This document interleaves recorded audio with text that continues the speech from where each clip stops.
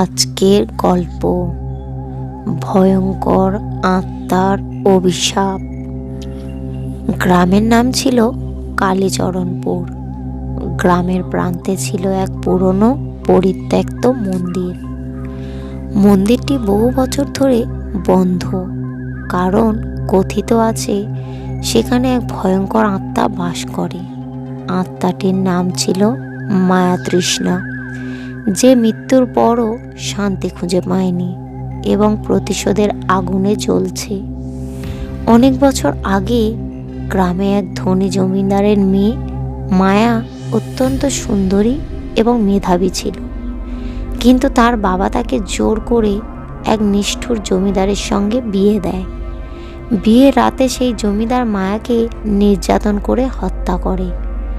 মায়ার অকাল মৃত্যুতে তার আত্মা বাঁধা পড়ে যায় মন্দিরে, কারণ মৃত্যুর আগে সে মন্দিরে আশ্রয় চেয়েছিল, কিন্তু কেউ তাকে রক্ষা করেনি। সেই রাত থেকে মায়ার আত্মা মন্দিরে আটকা পড়ে। যারা মন্দিরে প্রবেশ করত তাদের আর ফিরে আসা হতো না। অনেকেই বলতো গভীর রাতে মন্দির থেকে মায়ার আর্তনাদ শোনা যায়। একদিন গ্রামে এক তরুণ সাহসী এবং কৌতূহল, নাম তার আদিত্য, মায়ার গল্প শুনে মন্দিরে ঢোকার সিদ্ধান্ত নেয়। সবাই তাকে সাবধান করেছিল, কিন্তু সে শোনেনি। রাতের অন্ধকারে মন্দিরে প্রবেশ করতেই হাড় কাঁপানো ঠান্ডা অনুভব করে সে। হঠাৎ মন্দিরের দেওয়ালে এক মূর্তি জীবন্ত হয়ে ওঠে। সেই মূর্তির চোখ থেকে রক্ত গড়িয়ে পড়ছে, আর মায়ের কণ্ঠ শোনা যায়, তুমি এসেছো কেন? ফিরে যাও।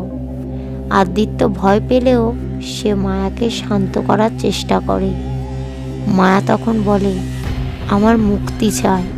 আমাকে যারা হত্যা করেছে তাদের অভিশাপ দাও, তাদের উত্তরাধিকারীদের ধ্বংস করো। আদিত্য গ্রামের ইতিহাস ঘেঁটে দেখে মায়াকে যে জমিদার হত্যা করেছিল তার বংশধরেরা এখনো গ্রামে বাস করে। সে তাদের মুখোমুখি হলে গ্রামের লোকেরা একযোগে জমিদারের পরিবারকে তাড়িয়ে দেয়।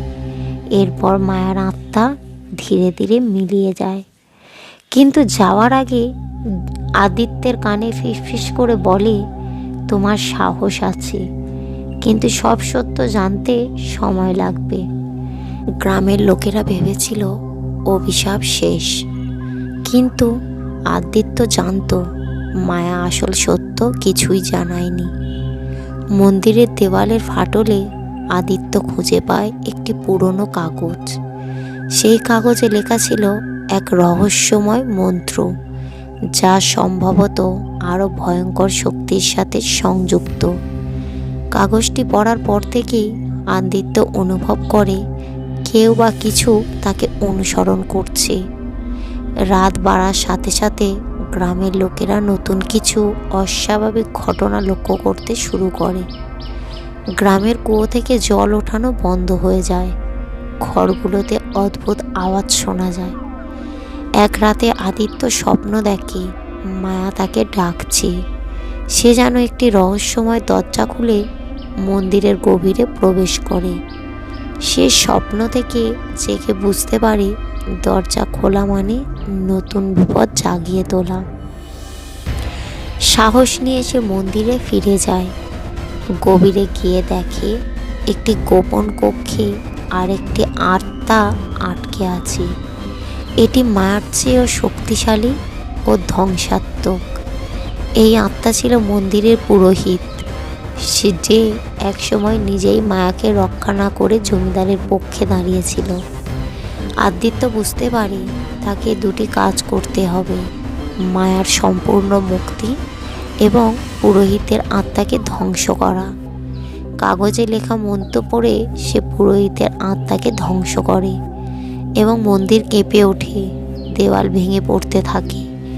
শেষ মুহূর্তে মায়া কৃতজ্ঞ চোখে তার দিকে তাকিয়ে বলে, তুমি আমাকে মুক্ত করলে, এবার আমি শান্তি পাব। মায়ার মুক্তির পর মন্দির সম্পূর্ণ ধ্বংস হয়ে যায় এবং গ্রামের শান্তি ফিরে আসে।